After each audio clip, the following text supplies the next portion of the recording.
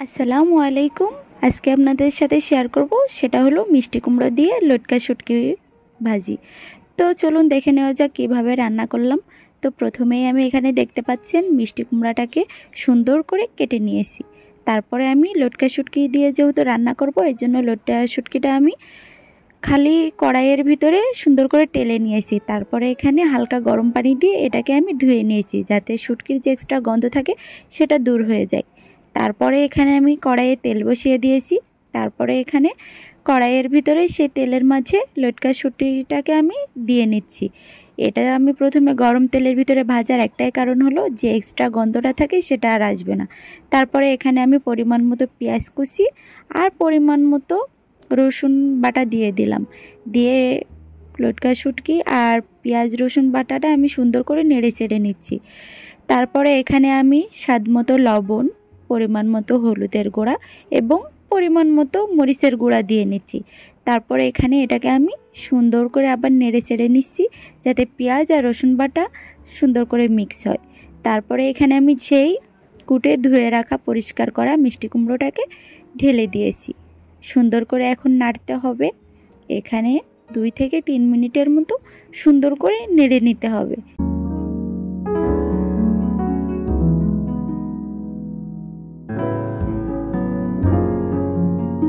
তারপরে এখানে 2 থেকে 3 মিনিট সুন্দর করে নেড়ে চেড়ে ভেজে নেওয়া হয়ে গেলে এখানে আমি মিষ্টি কুমড়ার ভিতরে পরিমাণ মতো পানি দিয়ে নিব। তো এখানে পানি দেব আমি খুব কম পরিমাণে। পানি দেওয়ার পরে এখানে আমি 5 মিনিটের জন্য কুমড়াটাকে ঢেকে দেব। 5 মিনিট পরে ঢাকনাটা উঠিয়ে দিলাম। তারপরে দেখবেন রান্নাটা ঠিক এই পর্যায়ে চলে এসেছে। তো এটা যেহেতু একবারে ভাজি করব, আর কম পরিমাণ পানি দিলে ঢাকনা দিয়ে ঢেকে দিলে তরকারির ভিতরে পানির ভাবটা একটু বেশি ওঠে। তারপরে এখানে আমি আবার ঢাকনা দিয়ে ঢেকে দিয়েছিলাম। ঢাকার পরে দেখুন কুমড়ো রান্নাটা প্রায় আমার অর্ধ সিদ্ধ হয়ে গিয়েছে। তারপরে এখানে নেড়ে চেড়ে সুন্দর করে উল্টিয়ে পাল্টিয়ে দিতে হবে। তারপরে এটাকে আমি আবার কিছুক্ষণের জন্য রেখে দিব। তো কুমড়ো ভাজিটা সবাই করতে পারেন, তারপরও আমি আমার স্টাইলে যেভাবে রান্না করি সেভাবে আপনাদের প্রসেসটা আমি দেখিয়ে দিচ্ছি।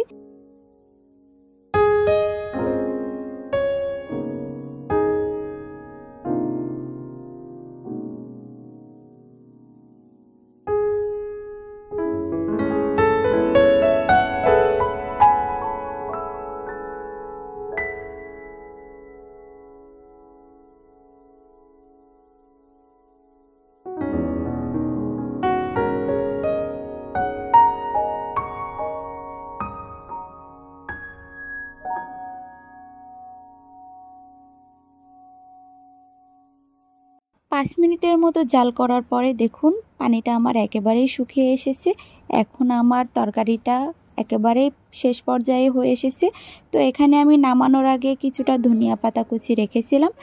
তো এখানে আমি সেই ধনিয়া পাতা কুচিটা দিয়ে দিলাম। ব্যাস, আমার এখানে রান্নাটা শেষ হয়ে গেছে। এখন শুধুমাত্র কড়াই থেকে নামিয়ে পরিবেশন করার পালা। তো এই ছিল আজকে আমার মিষ্টি কুমড়ো দিয়ে লটকা শুটকির ভাজি।